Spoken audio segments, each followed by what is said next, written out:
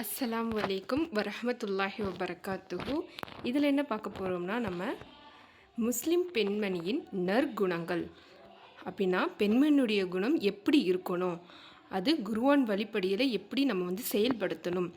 Already இதுக்குரிய video நான் upload பண்ணிட்டேன். அது பார்ட் 1. இது தொடர்ச்சியாக பார்ட் 2. இன்னும் நன்றாக நம்ம என்னென்ன இருக்குது அப்படிங்கிறத நம்ம பார்க்க போகிறோம். ஆல்ரெடி பார்க்காதவங்க போய் பார்த்துட்டு அதுக்கப்புறம் இதை பார்த்திங்கன்னா உங்களுக்கு புரியும். நான் தினமும் வீடியோ அப்லோட் பண்ணுறேன். ஏன்னா நான் கற்றுக்கிட்டால் மட்டும் போதாது. நான் கற்றுக்கிட்டதை அடுத்தவங்களும் கற்றுக்கிட்டு அவங்களும் நன்மை பெறணும் அப்படிங்கிற ஒரு எண்ணத்தில் தான் நான் போடுறேன். என் வீடியோ பிடிச்சிருந்துச்சுன்னா நீங்கள் சப்ஸ்கிரைப் பண்ணிவிட்டு பாருங்கள், என்னோட சேர்ந்து நீங்களும் லேர்ன் பண்ணுங்கள். இதுதான் நற்குணத்தின் அவசியம் என்ன அப்படிங்கிறத நான் ஆல்ரெடி பார்ட் 1ல் போட்டுட்டேன். எதுவரை நடத்திருப்பேன்னா இதுவரை நடத்திருப்பேன். சரிங்களா? யார் ரசூல்லா பக்கத்தில் இருப்பாங்க, யார் ரசூல்லா பக்கத்தில் தூரமாக இருப்பாங்க அப்படிங்கிறது எப்போ மறுமை நாளப்போ அப்படிங்கிற இதுவரை நான் உங்களுக்கு அல்ஹம்துலில்லாஹ் நடத்திட்டேன். இப்போ நான் நடத்த போடுறது இதுதான் நடத்த போதேன். ஓகே, அதுக்கு முன்னாடி அஸ்ஸலாமு அலைக்கும் வரஹ்மத்துல்லாஹி வபரகாத்துஹு. ரப்பி ஜித்னி இல்மா, ரப்பி ஜித்னி இல்மா. நபி ஸல்லல்லாஹு அலைஹி வஸல்லம் அவர்கள் கருணையுள்ளவர்களாக இருந்தார்கள். அப்படின்னா நமக்கு தெரியும் ரசூல்லா எவ்வளோ பெரிய கருணை உள்ளவங்க அப்படின்ட்டு. ஏன்னா அவங்களோட அல்லாஹ் மிகப்பெரிய கருணை உள்ளந்தான். இருந்தாலும் ரசூல்லா ஸல்லல்லாஹு அலைஹி வஸல்லமும் கருணை உள்ளவங்க தான். எதுக்கெடுத்தாலும் பொறுமையாக இருப்பாங்க. எவ்வளோ கோவம் வந்தாலும் தன்னுடைய கோவத்தை அடக்குவாங்க. அவ்வளோ ஒரு கருணை உள்ளவங்க. அதுதான் இங்கே சொல்கிறாங்க. தம்மிடம் யார் வந்தாலும் அவருக்கு வாக்களிப்பார்கள். தம்மிடம் தன்னை நாடு வர்றவங்களுக்கு ரசூலாவை நோக்கி நம்ம போனோம்னா கண்டிப்பாக இந்த செயல் நடக்கும் அப்படின்ட்டு ரசூலா கிட்ட போயிட்டு கைதேசம் பட்டவங்க யாருமே இல்லை. ரசூலா கிட்ட போனால் அது கண்டிப்பாக அந்த விஷயம் நடக்கும். அந்த அளவுக்கு ரசூலா வாக்கு கொடுத்துட்டாங்கன்னா அதை செயல்படுத்தாமல் இருக்கவே மாட்டாங்க. அதை தான் இங்கே சொல்கிறாங்க. தம்மீது அப்போது ஏதேனும் இருந்தாலும் உடனே அதை நிறைவேற்றுவார்கள். அப்போ சப்போஸ் அவங்கக்கிட்ட இருக்க அந்த பொருளை யாரோ ஒருத்தவங்க கேட்டு வந்தாலும் கூடியதை அதை நிறைவேற்ற அளவுக்கு ரசூலா இருந்தாங்க. ஒரு முறை அது மாதிரி தான் தொழுகைக்கு இக்காமத் சொல்லப்பட்டது. தொழுகைக்காக வாங்க சொல்லி இக்காமத்துக்கு அழைக்கப்படுறப்போ அதன் பிறகு ஒரு கிராமவாசி நபியவர்கள் வந்தாங்க. ஒரு கிராமவாசி நம்மளுடைய ரசூலா கிட்ட வாராங்க. நபியவர்களின் ஆடையை இருக்க பிடித்து கொண்டு என்னுடைய தேவைகளில் மீதமிருப்பதெல்லாம் சிறிய தேவைதான். அப்போ என்ன சொல்கிறாங்க, ஒரு கிராமவாசி நபியர்களும் நபியவர்களின் ஆடையை இருக்க பிடித்து அப்படின்னா நம்மளோட ரசூலாவுடைய ஆடை இருக்க பிடித்து என்னுடைய தேவைகளில் கொஞ்சம் மீதி இருக்குது, அந்த சிறிய தேவைதான் அப்படின்னு சொல்கிறாங்க. யாரும் ஒரு கிராமவாசி. நான் அதை மறந்து விடுவேனோ என்று பயப்படுகிறேன். அந்த கிராமவாசி சொல்கிறாங்க, நான் அதை மறந்து விடுவேனோ, அதனால் நான் பயப்படுறேன். ஆகவே எனக்கு இப்போதே அதை நிறைவேற்றி தாருங்கள். அதனால் ரசூலாட்ட அந்த கிராமவாசி எனக்கு இப்போவுமே உடனே எனக்கு செஞ்சு தாங்க, ஏன்னா நான் மறந்துடுவேன் அப்படின்ட்டு சொல்கிறாங்க. பிறகு அதுக்கு நபி ஸல்லல்லாஹு அலைஹி வஸல்லம் அவர்கள் அவருடன் எழுந்து சென்று அவருடைய தேவையை நிறைவேற்றினார்கள். பிறகு தொழு வைத்தார்கள். இங்கே என்ன சொல்கிறாங்க, அதோட ரசூல்லா தன்னுடைய இடத்தை விட்டு போய் அந்த கிராமவாசிக்கு என்ன தேவையோ அதை நிறைவேற்றிட்டு பிறகு தன் இடத்துக்கு தொலை வைத்தார்கள். அப்போ இதுலேருந்து என்ன தெரியுது, தன்னை நோக்கி ஒருத்தவங்க வராங்க, இவங்கள்ட்ட போனால் அந்த விஷயம் நடக்கும் நம்பிக்கையோடு வந்துட்டா அவங்க தொழுவை கூட என்ன பண்ணிட்டாங்க, போய் அவங்களோட தேவைகளை முடிச்சுட்டு அதுக்கப்புறம் தான் தொலைவு வந்தாங்க. அப்போ எவ்வளோ ஒரு அழகிய முறை நம்மளுடைய இஸ்லாம். அது ஹிந்துவாக இருந்தாலும் சரி, யாராக இருந்தாலும் சரி, நம்மளை நோக்கி ஒருத்தவங்க வராங்கன்னா அவங்களுடைய தேவைகளை நம்ம கண்டிப்பாக செய்து முடிக்கணும் அப்படின்ட்டு நம்மளோட ரசூலா நமக்கு ஒரு எடுத்துக்காட்டாக சொல்லியிருக்காங்க. ஓகேங்களா? இப்போ நெக்ஸ்ட்டு, நிச்சயமாக நபி ஸல்லல்லாஹு அலைஹி வஸல்லம் அவர்கள் கூறினார்கள், மறுமை நாளில் இறை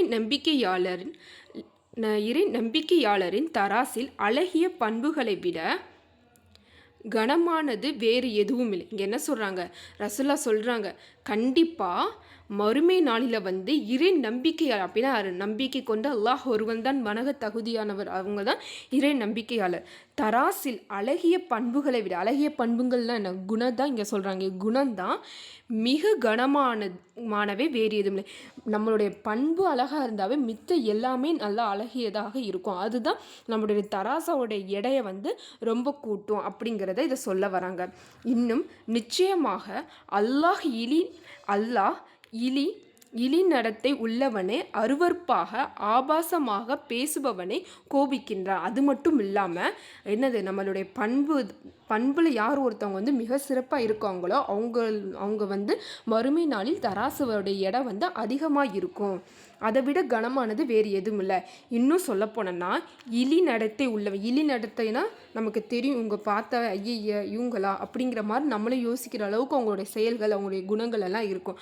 அது மட்டும் இல்லாமல் அருவருப்பாகவோ இல்லை ஆபாசமாக பேசுவாங்க. எதுக்கு எடுத்தாலும் எரிஞ்சு விழுவுறது, நம்ம என்ன சொல்ல வரேன்னே கேட்காம தெரியும். அவங்களுடைய குணமே நமக்கு பார்த்தா பிடிக்காமல் இருக்கும். பார்த்தியா, அவங்களுடைய குணம் வந்து என்னது, எப்படி இருக்குமா, அல்லாஹ் இடத்துல பேசுபவனே அல்லாஹ் வந்து கோபிக்கிறான். அப்படின்னா அல்லாஹுடைய சாபாவே கோபம் வந்து சொல்கிறாங்க. அப்படி பேசுகிறவங்கள வந்து அல்லாஹ் நேசிக்க மாட்டான், அல்லாஹ் வந்து ரொம்ப கோபிக்கிறான் அப்படிங்கிறத இங்கே சொல்லி காட்டுறாங்க. ரசூல்லா ஸல்லல்லாஹு அலைஹி வஸல்லம் கூறுகிறார்கள், நம்பிக்கையாளரின் ஈமானால் முழுமையானவர்கள் அவர்களின் குணத்தால் மிக அழகானவர் தான்.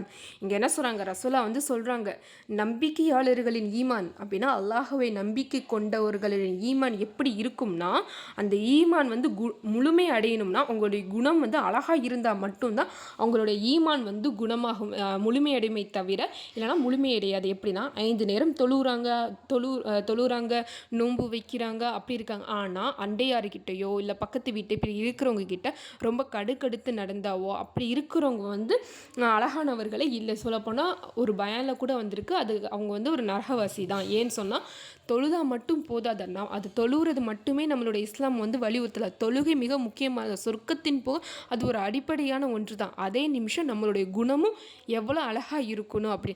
கண்டிப்பாக இஸ்லாத்தை படித்தவங்களுடைய குணம் எப்போதும் ஒருபொழுதும் மாறாது. அதுதான் இங்கே சொல்கிறாங்க, ஒரு நம்பிக்கையாளருடைய ஈமான் எப்போ முழுமையானா அவர்களுடைய குணத்தால் தான் அவங்களுடைய ஈமான் வந்து அழகானதாகவும் முழுமை பெறுது அப்படின்ட்டு சொல்கிறாங்க. யார், நம்மளுடைய ரசூல் ஸல்லல்லாஹு அலைஹி வஸல்லம் அவர்கள்.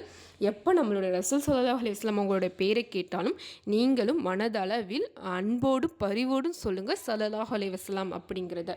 இப்போ நெக்ஸ்ட்டு, நாங்கள் நபி ஸல்லல்லாஹு அலைஹி வஸல்லம் அவர்களிடம் எங்கள் தலைகள் மீது பறவைகள் இருப்பது போன்று அமைதியாக அமர்ந்தவர்களாக இருந்தோம்.